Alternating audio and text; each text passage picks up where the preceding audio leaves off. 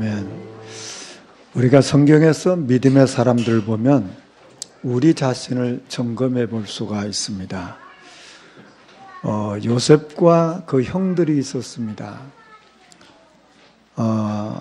요셉이 아버지 사랑을 조금 더 받으니까 그 형들은 이게 참 시기가 나고 질투가 나서 그 동생을 미워합니다. 그 동생을 미워하는 정도가 아니고 나중에는 죽이려고 하죠. 그러다 결국은 노예로 팔아버렸습니다. 이걸 보면 참 형들이 참 어리석구나. 또 형들이 참 철이 없는 사람들이구나. 이런 생각이 듭니다. 그 철없는 사람들 특징은 보면 뭐든지 자기 기분대로, 자기 감정대로 해버리는 것입니다. 요셉은 그 일로 말미암아 세상 사람의 눈으로 보면 너무너무 고생을 많이 한 거죠. 그런데 훗날에 이 요셉이 애굽 땅의 총리가 되었습니다. 총리가 된 이 요셉은 뭐 애굽 나라를 살릴 뿐만 아니라 자기를 미워하고 죽이려고 했고 노예로 팔아버렸던 그 형들까지 다 살려냅니다. 이런 것을 보면 이 요셉은 물론 믿음의 사람인데 참 철이 든 사람이다. 이렇게 볼 수가 있습니다.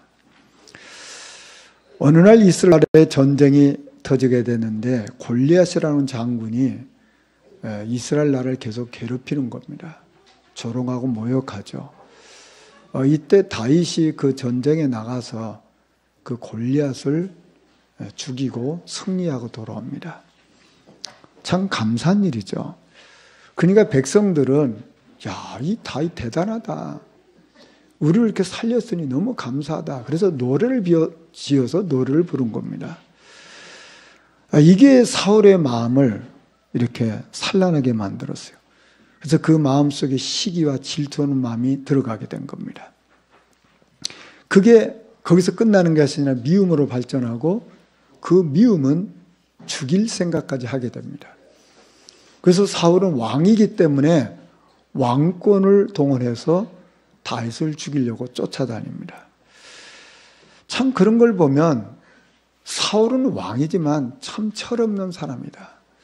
이런 걸 우리가 보게 됩니다. 다윗은 사실은 이 사울 왕을 죽일 기회가 많이 있었죠. 많이 있었는데 하나님이 기름 부어 세우신 왕을 내가 손대면 되겠냐. 그래서 사울 왕을 죽이지 않습니다. 이런 걸 보면 이 다윗은 참 철이 든 사람이구나. 믿음의 사람이구나. 이런 것을 볼 수가 있습니다. 여러분 보시죠. 세상에는요, 나이가 먹어도 철없는 사람들이 있어요. 나이가 먹어도 철없는 사람은 어떤 생각합니까? 모든 게 눈에 보이는 거, 손에 잡히는 거, 물질적인 거, 세상적인 거, 그것밖에 관심이 없어요. 그러나 믿음의 사람들, 소위 말해서 세상 말로 말해 철든 사람들은 어떻습니까? 어떤 게 복음에 유익한가? 어떤 게 사람을 살리는 건가? 이런 생각을 하게 됩니다. 왜 그럴까요? 그 철든 사람 특징은 인생의 가치를 알았기 때문에 그래요. 다윗은 여호와는 나의 목자시니 내가 부족함이 없다. 나는 여호와로 말미암아 만족한다 그 말이에요. 말하자면 인생의 가치를 아는 사람이죠. 하나님은 저와 여러분을 이 시대를 살릴 전도자로 부르셨어요. 그렇기 때문에 나는 전도해야 될 사람이기 때문에 우리는 정말 생각을 깊이 해야 돼요. 세상 사람들처럼 철없는 사람 되면 안 돼요. 우리는 정말 철든 사람, 믿음의 사람, 복음의 사람 돼서 사람 살리는 일에 우리 인생이 쓰임받을 줄 믿습니다. 여러분, 사단이 심어놓은 게 뭐죠? 그게 예틀입니다. 사단이 심어놓은 것은 틀린 거예요. 이건 반드시 망할 것밖에 없어요. 결국 이거 없애야 되거든요. 자, 문제는 뭡니까? 교회를 다니고 기도를 많이 하는 사람 중에도 예틀을 깨지 못한 사람이 있어요. 여러분 성경에 보면 한나라고 하는 여인이 있어요. 얼마나 믿음이 좋습니까? 늘 성전에 가서 기도하는 사람이요. 우리가 볼 때 정말 믿음의 사람이잖아요. 근데 이 사람이 기도하는 게 뭡니까? 왜 기도하죠? 남들은 다 자식 있는데 나만 자식이 없다고 말이요. 여러분 자식 달라고 기도하는 게 잘못입니까? 아니죠. 그런데 이 사람 내면의 문제를 생각해 보세요. 정말 하나님께 영광을 돌리는 거냐? 그게 아니고 남들 다 있는데 나는 없다 그 말이요. 그러니까 나도 달라 그 말이요. 그 중심이 뭡니까? 내가 주인이잖아요. 남들 다 있는 건 나도 있어야 되겠다 그 말이요. 그게 그냥 사람들이 볼 때는 믿음이 있는 것처럼 보이잖아요. 근데 알고 보면요, 이게 완전히 악한 겁니다. 이 한나가 그런 거예요. 나 중심이에요. 내가 있어야 된다 그 말이에요. 여러분 오늘날 많은 교인들 중에서 이런 사람이 있어요. 정말 하나님 앞에 영광 돌리는 사람이 있는가 하면 교회에 나와도 나요. 내가 성공해야 돼. 내가 있어야 돼. 이거 하나님 가장 싫어한 거잖아요. 내가 주인이라 그 말이에요. 이게 하나님 가장 싫어한 거. 이게 마귀가 심어놓은 거잖아요. 어느 날 한나가 이걸 깨달았어요. 아, 내가 잘못 생각했구나. 그래서 그거 내려놓잖아요.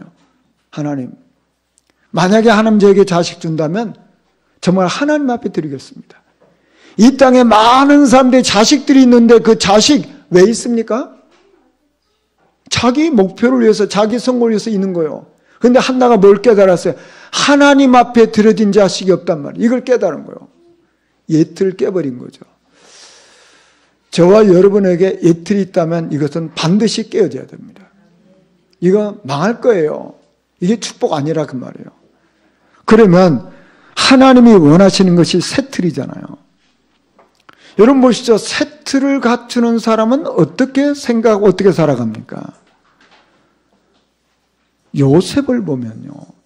창세기 41장 38절에 바로 왕이 말해요.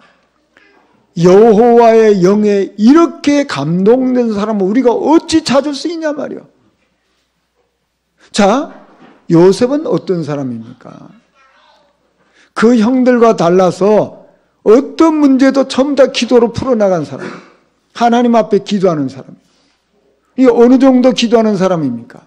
노예로 팔려갔잖아요. 보디발 장군이 불신자예요. 불신자가 볼 때, 야, 너는 하나님 함께 하는구나. 하나님 너를 형통케 하는구나. 이게 보여진 사람이에요. 이건 요셉이 감정한 게 아닙니다.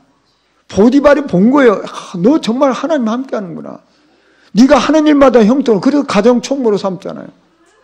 요셉이 감옥에 가서 누명 쓰고. 그런데 감옥의 간수장이 보면서 야, 너 하나님 함께 하는구나. 이걸 보게 하는 거예요. 자, 지금 바로 왕 앞에 섰을 때도 바로 왕이 고백하는 거예요. 이게 다 요셉이 고백한 게 아닙니다. 바로 왕이 여호와의 영이 너같이 이렇게 충만한 사람 보겠냐 말이에요. 무슨 얘기입니까?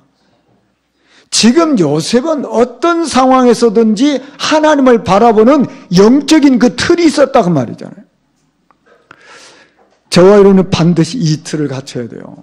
우리가 가질 게 이거라 그 말이에요. 모세가 80년 동안 아무 응답이 없었어요. 그런데 호렙산에서 부름을 받습니다. 저가 하나님의 부름을 받았을 때 하나님이 그에게 준 건 딱 하나입니다. 뭔지 아십니까? 내가 너와 함께 하겠다. 그 말씀을 주셨어요. 요셉에게, 아니 모세에게 하나님이 눈에 보이는 거, 손에 잡히는 걸 준 적이 없어요. 내가 너와 함께 하겠다. 너는 애굽 땅에 가라. 거기 가서 피제사를 말하라고 했어요. 이건 말씀만 주셨어요. 우리는 세상 살면서 예수 믿어도 뭔가 눈에 보여야 되잖아요. 뭔가 잡혀야 되잖아요. 그거 예틀이거든. 근데 모세에게 하나님 주신 것은 딱 말씀 약속을 주셨어요. 내가 너와 함께 하겠다. 내가 널 버리지 않는단 말이에요. 너는 애굽 땅에 가서 피대사 말해라. 그런데 모세가요, 딱 그거 붙잡은 거예요. 저와 여러분의 인생에 이 은혜가 임해야 될 줄 믿습니다. 여러분 잘 한번 보세요. 사무엘이 어릴 때에 성전에서 자랐는데 언약궤 옆에서 잤습니다. 자, 근데 그 시대가 어떤 시대입니까? 완전히 타락한 시대예요. 교회가 타락했어요. 어느 정도 타락한 줄 아십니까? 엘리 제사장의 말씀이 희귀해서 말씀이 없었다고 말이요. 그뿐입니까? 엘리 제사장의 두 아들이 제사장이에요. 두 아들이 제사장인데 두 아들이 하는 짓이 뭔지 아십니까? 교회 안에 여성들을 건드려서 성폭행을 한 거예요. 그러니 이게 교회가 뭐가 되겠어요? 완전 쑥대밭 될 거 아닙니까? 많은 사람이 교회를 떠났겠죠. 언약궤 뺏겨버렸어요. 교회가 이게 교회입니까 이거? 자, 그런데도 불구하고 사무엘이 뭡니까? 그 교회에서, 그 성전에서, 언약궤 옆에서 이게 교회를 살려내고 교회를 지키는 사람이에요. 여러분 보시죠. 지금 이 시대에 교회 사람들에게 손가락질 당하고 있어요. 왜 그런지 아십니까? 제사장들, 목사들이 잘못해가지고, 저를 비롯한 목사들이 잘못해가지고. 자, 그러면 교인들이 다 떠나갔다 그 말이에요. 교회가 힘을 잃어버렸다 그 말이에요. 그런데 사무엘이 어떻게 한대 하십니까? 그 교회를 지켰어요. 그 교회를 살렸다 그 말이에요. 결국 뭐 합니까? 백성들이 다 교회를 떠나서 우상을 숭배했어요. 이때 사무엘이 기도하면서 뭐 합니까? 미스바 운동을 일으켰다 그 말이에요. 우리는 우상을 다 버리고 하나님을 찾자 말이야. 하나님 앞에 얘기하자 말이야. 이 민족의 사는 길이 바로 우리가 하나님 앞에 서는 거단 말이에요. 그게 미스바 운동이에요. 누가 일을 했습니까? 사무엘이.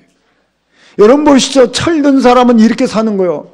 철 없는 사람은 교회에서 조그만 문제 생기면 교회가 한번 저리 나가버리는 거예요. 교회 손가락질 하는 거예요. 그 철 없는 인생이요. 여러분 보시죠. 사무엘은 어리지만 그 성전을 살렸다 그 말이요. 이게 세트를 갖춘 사람이에요. 결국 사무엘은 어떻게 합니까? 나는 기도 신훈제를 범하지 아니하겠단 말이에요. 무슨 기도했다는 겁니까? 사람 살리는 기도한 거예요. 교회 살리는 기도한 거예요. 이게 철든 사람이에요. 저는 저와 우리 성도들은 정말 교회 살리고 이 시대 살리고 후대 살려야 될 사명이 있어요. 이게 우리가 세트를 갖춰야 되는 거라 그 말이에요. 다윗은 목동으로 있었어요. 그가 한 일이 뭡니까? 짐승똥 치우는 거예요. 그게 목동이에요. 그런데 뭐 한 줄 아십니까? 거기서 여호와를 찬양하고 하나님 앞에 기도하고 하나님의 신에 충만한 삶을 살게 됐어요. 그는 왕이 됐어요. 왕은 과정입니다. 왕이 목표가 아니에요. 하나님이 그에게 주신 언약, 그게 뭡니까? 성전. 성전 세울 준비를 다 해요. 그게 다윗의 인생입니다. 더 정확하게 말하면 다윗은 성전도 못 세웠어요. 여러분 보시죠. 이렇게 되면 많은 교회도 삐집니다. 아니, 내가 성전 지어야 되는데 내가 성전 지을 준비만 해? 내 이름도 없잖아 이거. 삐진다니까. 우리 교인들은 안 삐지지만. 아니 내가 뭐 이름이 나타나야 될 거 아니에요. 내가. 다윗은 성전 지을 준비를 다 하고 그 아들이 성전 져요. 여러분 보시죠. 이게 철든 사람이요. 세트를 갖추는 사람이란 말이에요. 저와 여러분의 인생이 좀 하나님의 은혜 가운데 큰 그릇으로 우리는 쓰임받아야 돼요. 아무것도 아닌 것 때문에 시기하고 질투하고 무너지고 내 이름 안 난다고 내 자리 없다고 그거 조금은 틀이요. 그거 예틀이라니까요. 엘리야가 활동한 그 시대에 엘리야는 지명수배를 받았어요. 그런데 엘리야가 엘리사를 제자로 불렀어요. 그런데 엘리사가 어떻게 한 줄 아십니까? 엘리야 따라가면 안 돼요. 손해봐요. 그런데 끝까지 엘리야를 따라갑니다. 끝까지. 그 왜 그렇습니까? 그게 그 시대 하나님의 방법인 걸 알게 됐어요. 그래서 그는 도단성 운동을 했고 생도 운동을 했어요. 저와 여러분에게 이 은혜가 임해들 수 있습니다. 여러분 마가다락방 성도는 어떻게 살았습니까? 유대인들이 이단이라고 누명 씌웠어요. 로마는 정치 힘을 가지고 핍박했어요. 그런데 그리스도 이거 붙잡고 그리스도만 자랑하고 그리스도만 높이고 그리스도만 전하는 인생 됐어요. 그게 마가다락방입니다. 저와 여러분은 이 땅 살아가면서 옛 틀은 빨리 깨버리고 새 틀을 갖춰야 돼요. 새 틀을 가질 수 있는 나의 장소, 시간을 반드시 확보해야 돼요. 이게 영적 힘을 얻는 그런 비밀이 있었다 그 말이에요. 이 축복 누려야 되는 거 아닙니까? 지난 주간에 우리 성도님들께서 기도해 주셔서 저희 신학교 교수님들 모시고 수련회를 2박 3일 동안 이렇게 잘 진행을 했습니다. 그런데 이제 두 분 박사님을 모시고 저희가 강의를 들었는데 그 교수님들이 이제 공부를 하고 학위를 받고 논문을 쓰셨는데 그 논문을 우리한테 이제 강의한 겁니다. 그런데 공통점이 뭐냐면 그 1517년 종교개혁 그 무렵에 종교개혁을 하고 있을 때에 가장 회복한 게 뭐냐면 그리스도의 왕권을 회복했다 그 말이에요. 그리스도의 왕권. 자, 그리스도 왕권이란 말은 무슨 말이냐면은 그리스도가 이 마귀를 꺾어버리시고 왕이 되셨단 말이에요. 그리스도가 이 마귀 머리를 깨트려버리고 승리자가 되셨다 그 말이에요. 이것이 종교개혁에 있어서 가장 중요한 메시지다 그 말이에요. 이걸 신학적으로 연구해서 발표한 그런 내용이었어요.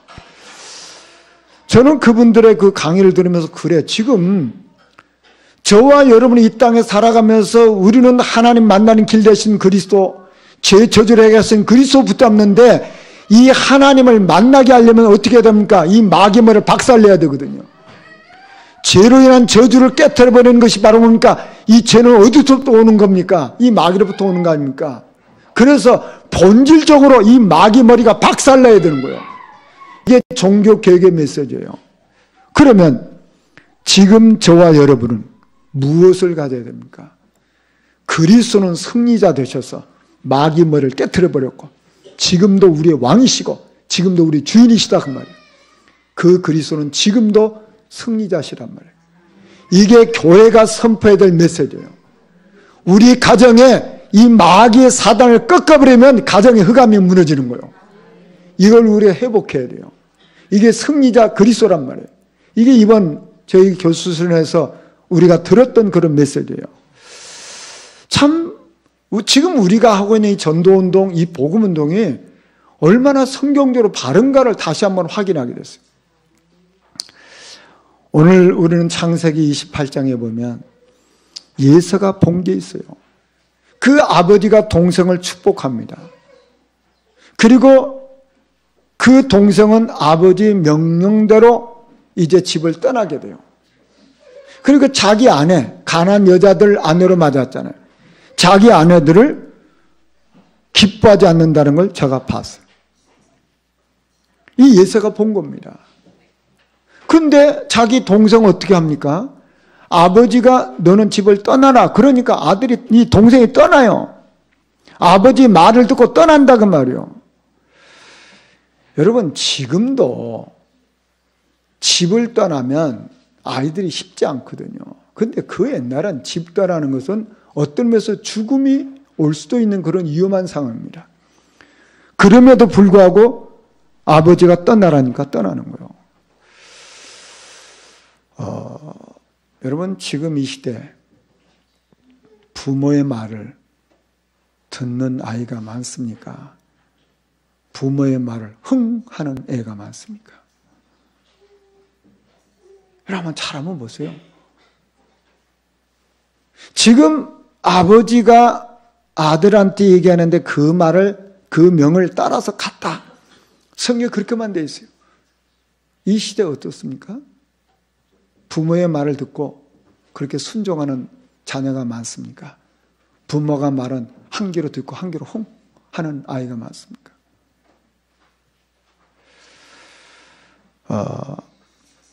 사람들은 이 시대 풍조라고 말합니다.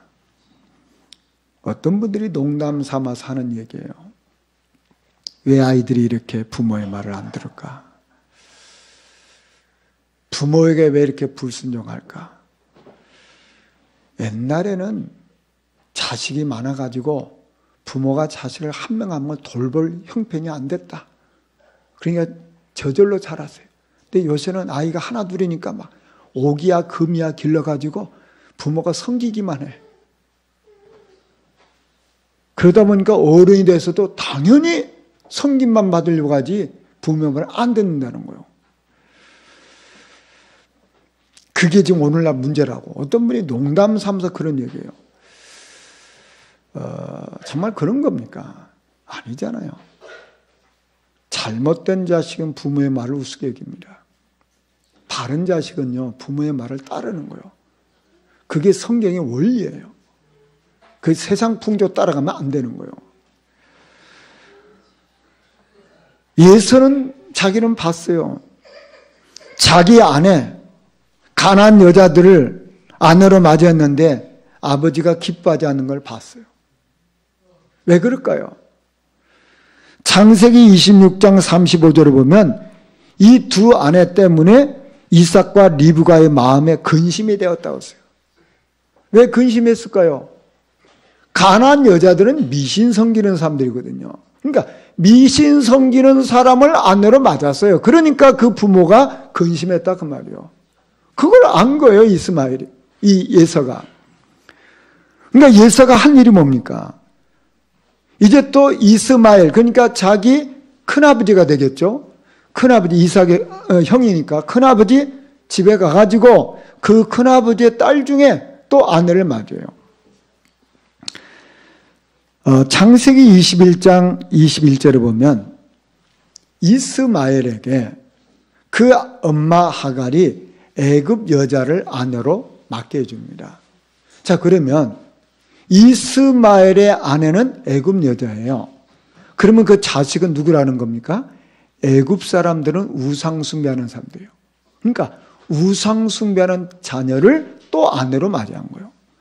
그게 오늘 말씀입니다. 여러분 보시죠. 예서가 하는 일을 잘 보면요, 굉장히 똑똑한 것처럼 이렇게 참 머리를 많이 쓰는데 꼭 하나님하고 반대되는 일만 해요. 한다는 짓이 꼭 하나님과 반대되는 일만 꼭 찾아서 다니는 거예요. 그게 예서의 인생입니다. 참 안타깝죠. 야곱은 그 부모의 명에 순종하는 아이고요. 예서는 자기 멋대로는 아이고요. 여러분 보시죠. 예서가 그때라도 회개할 수 있는 기회가 있었지 않겠어요? 근데 회개 못합니다. 보고도요. 저는 이 말씀 묵상하면서 이게 영적인 축복이 뭐구나. 제가 이게 보여졌어요. 똑같은 형제잖아요. 예사와 야곱은 똑같은 형제 쌍둥이입니다. 엄마 뱃속에서 같이 나온 자식이에요. 그런데 둘이가 너무너무 달라요. 예서는 하는 일마다 인간적이고 세상적이고 물질적이에요. 야곱은 참 부족한데 굉장히 영적인 거예요. 여러분 보시죠. 여러분 야곱과 예서 중에 누가 더 훌륭합니까? 세상적으로 보면 예서가 훨씬 훌륭합니다. 자, 그런데 영적으로 보면 어떻습니까? 이 예서는 정말 이거 자기 기준이라 뭐든 자기 맛대로요. 근데 야곱은 보세요. 성격이 부족하고 연약하고 또 실수도 많이 하는데 항상 보면 영적을 선택해요. 항상 믿음을 선택한단 말이에요.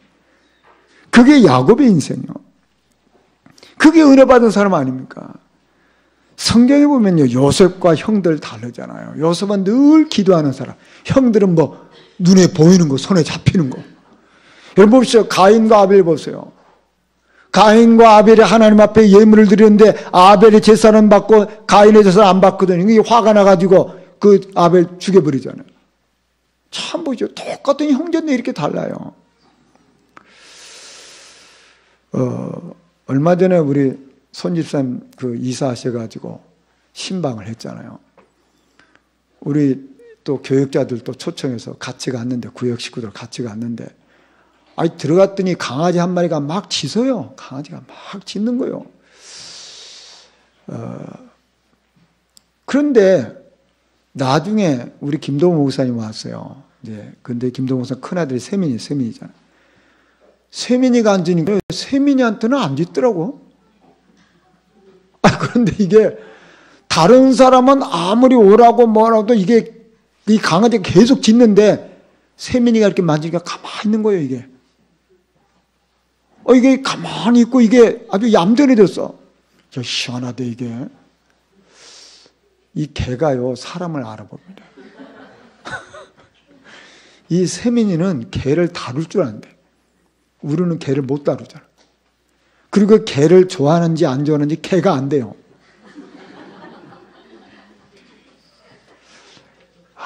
이게 영적인 게 그렇단 말이야. 영적인 축복받은 사람은요, 영적인 데 관심이 있어요. 육신적인 사람은 늘 육신적인 밖에 몰라요. 개새끼도 사람을 알아봐요.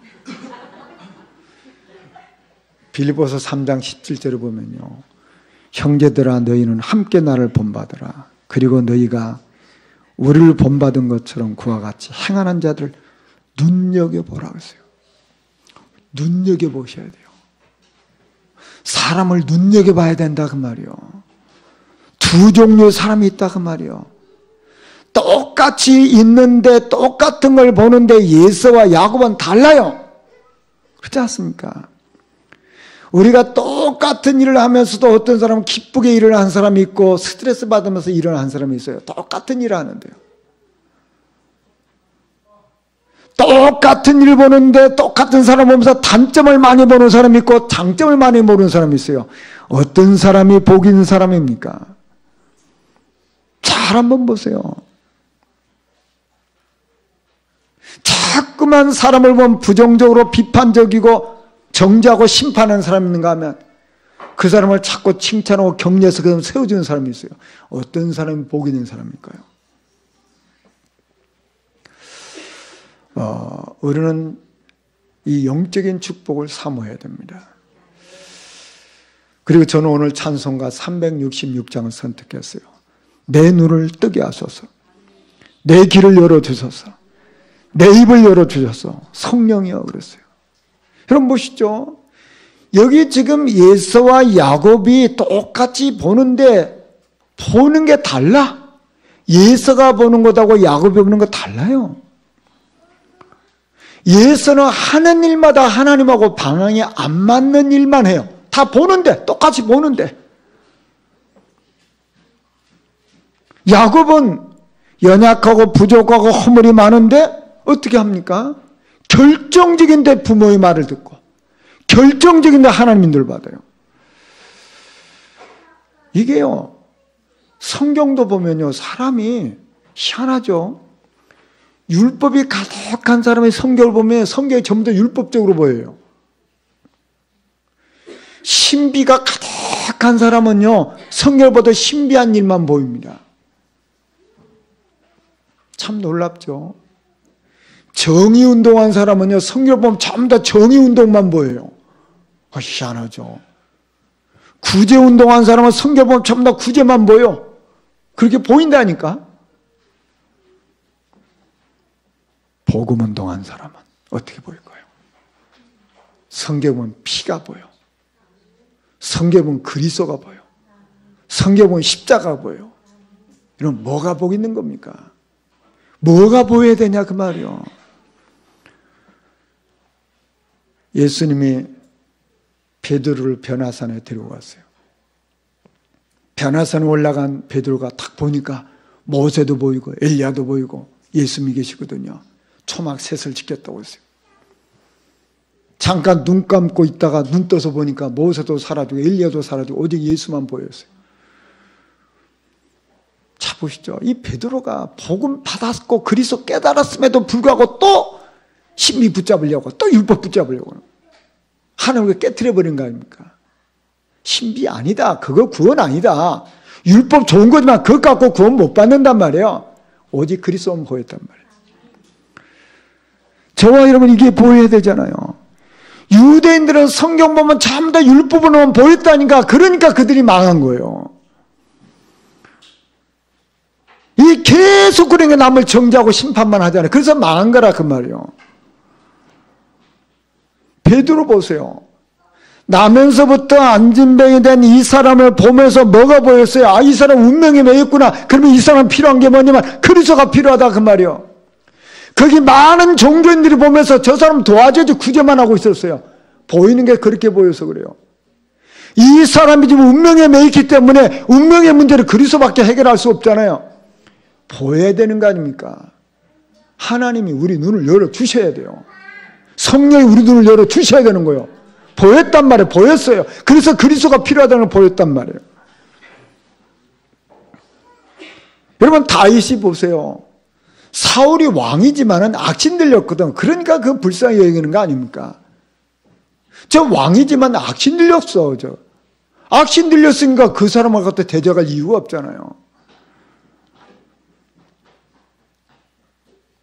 골리앗이 이스라엘을 쳐들어와가지고 하나님을 모욕하고 조롱하잖아요. 아무도 그 앞에 못 나가요. 근데 다윗은 뭘 본지 아십니까? 저 골리앗이 덩치는 크고 힘도 세고 그런데 저게 사단의 앞잡이라. 그러면 사단의 앞잡이면 저 사람은 사단 꺾어주면 아무 힘없는 존재 아닙니까?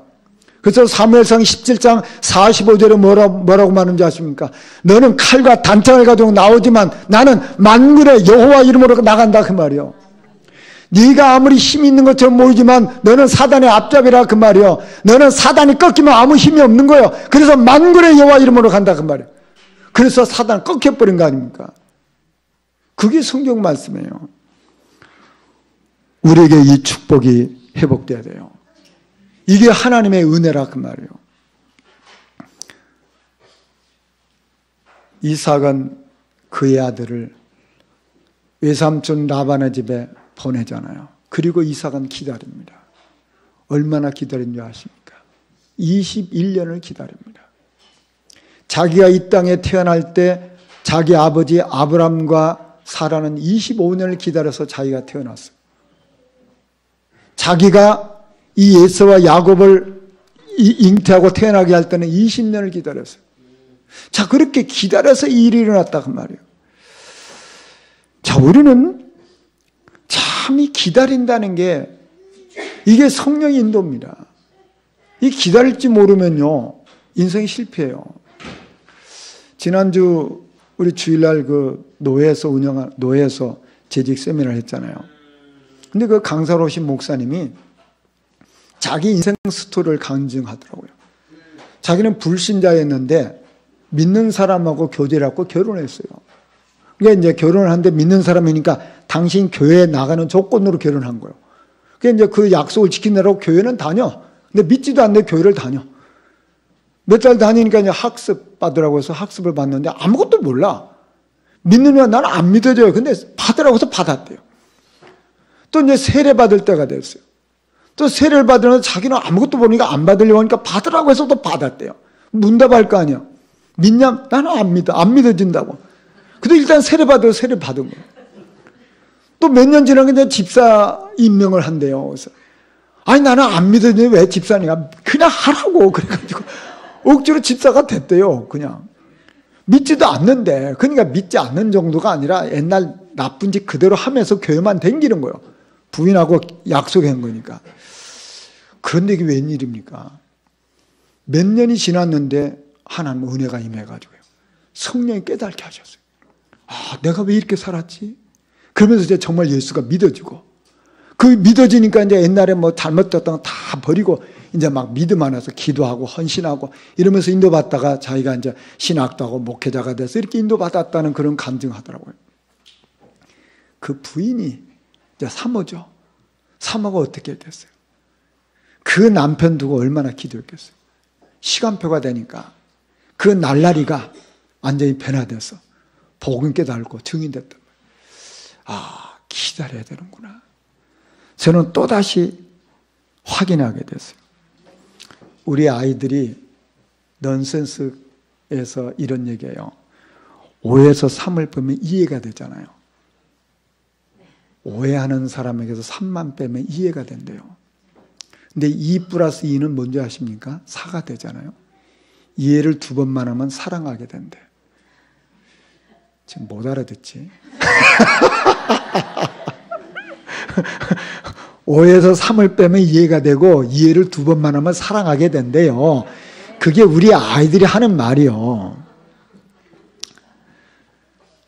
83세 된 아버지하고 53세 된 아들하고 이렇게 대청마루에 앉아 있어요.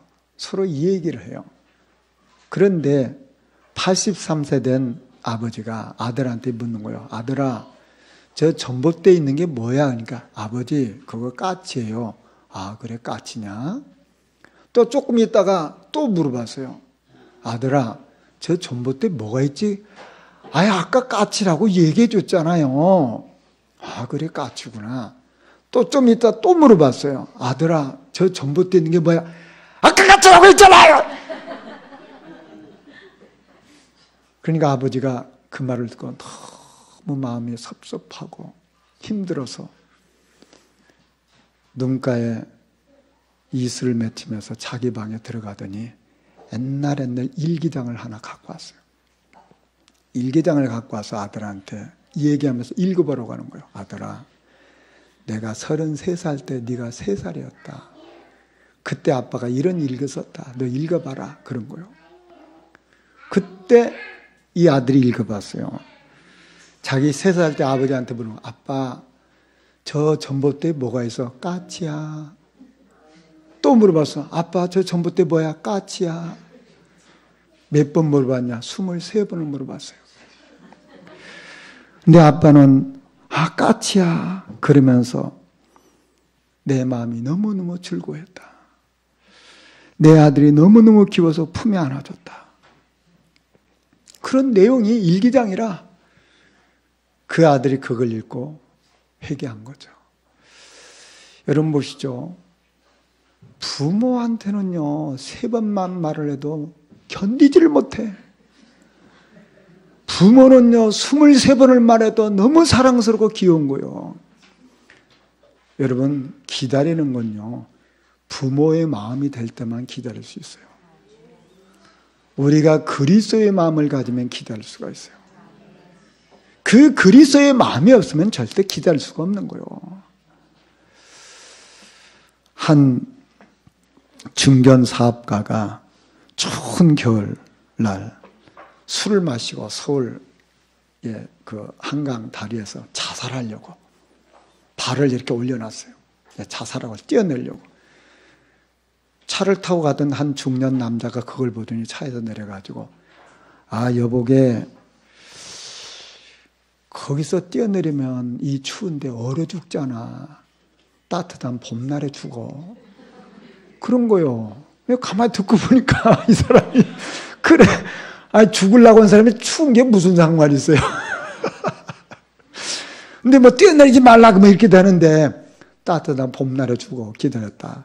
그 말이 딱 꽂힌 거예요. 그래서 슬그머니 발을 내리고 다시 돌아와서 봄날까지 기다리다가 인생 바뀌었어요.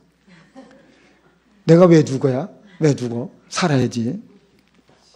그 사람이 결국은 사업을 일으켰어요. 여러분, 조급함과 기다림이 이런 차이가 있어요. 우리 교회는 기다리는 문화 만들어가야 돼요. 주님의 마음이면 우리는 사람을 기다릴 수가 있어요. 우리는 이 땅에 살아가면서 하나님이 원하시는 전도, 이거 반드시 우리는 찾아내야 됩니다. 여러분, 어떤 전도가 하나님이 원하는 전도입니까? 주인이 그리스도로 바뀌는 전도예요. 그리스도만 드러난 전도라 그 말이에요. 그렇지 않습니까? 정말 우리가 이 복음을 전하지 않으면 내가 저주를 받는다고 바울이 고백한 것처럼 그 심정이 주님이 원하시는 전도예요. 우리는 정말 비밀 결사들을 세우는 전도, 우리 렘넌트를 키우는 전도, 정말 하나님이 원하시는 성전을 세우는 전도, 그래서 전도자의 보호자여 동력자의 식준을 세우는 전도, 그런 전도를 말하는 거예요. 이번 교수 수련을 하는데 우리 신학교에 여자 전사 한 분이 왔어요. 교수님들 수련회 하는데 선물을 좀 갖고 온다고. 그래가지고 한라봉을 우리 교수님 숫자만큼 한 40명 되는데 그렇게 사갖고 와서 뭐 적지 않은 돈이잖아요. 근데 이 남편은 장로고 사업가입니다. 근데 이분이 이제 신학교를 왔어요. 그래갖고 신학교를 좀 다니고 있습니다. 근데 이분이 이제 그 교수님 한 분이 이제 그 계시니까 그 교수님도 인사할 겸 거기 온 교수님 전부 다 선물을 이렇게 갖고 온 거예요. 이분이 교회 권사님으로 계시면서 전도를 아주 잘했어요. 딱 이분은 불신자를 살려요. 불신자 가정에 들어가서 불신자 살려내고 그 불신자를 통해 가지고 주변 사람 살려내 가지고 교회화시키려는 일을 많이 해요. 그러니까 그분을 통해서 그 교회가 많이 부흥이 됐어요. 자, 그러면 그 남편은 장로고 사학가인데 교회에서 헌금도 제일 많이 한대요. 그런 교인들이 야, 참 이렇게 존경하고 칭찬하고 그래야 될 건 그 이상하죠. 은근히 시기하고 질투한대요. 은근히. 그러니까 이 목사님이 그걸 보면서 왜 이럴까? 이 교회가 이 분위기가 영 이상하네 이거. 아니 남편 장로로서 헌금 잘하지, 잘 봉사하지, 잘 섬기지, 그 부인 권사가 전도 잘하지, 교만하지도 않지. 이게 얼마나 좋은 겁니까? 근데 자꾸 이게 괴롭히니까 목사님 불러가지고 원을 불렀고 신학교 가라. 같은 레벨에 자꾸 그러니까 네가 신학교 가서 신학을 해서 전도사 되면 레벨이 다르니까 그렇게 비교하지 않고 시기하지 않으니까 전도사. 그래서 신학 왔다는 거예요. 자기 뭐 신학 이런 거 생각도 난 전도만 하려고 했는데 가라서 왔다는 거예요. 이게 그분이라. 그분이 와서 이렇게 하는 걸 보면서 제가 그래. 우리 인생이 무슨 일을 해야 되겠냐 말이에요. 뭐 자기 욕심도 없어 이 사람은. 어떻게 하면 전도가 지금도 학교 다니면서도 그 나머지 시간 가서 전도하는 거예요. 그래서 지금도 계속해서 이 성도들을 살려내고 사람들을 하나님 앞에 돌아오게 교회를 키우는 일을.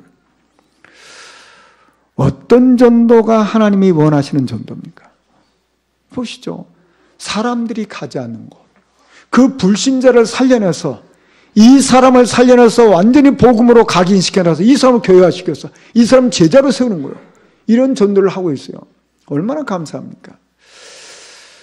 우리는 이 땅에 살아가면서 정말 사람 살리는 일에 우리 인생 쓰임받을 줄 믿습니다. 말씀 정리하겠습니다.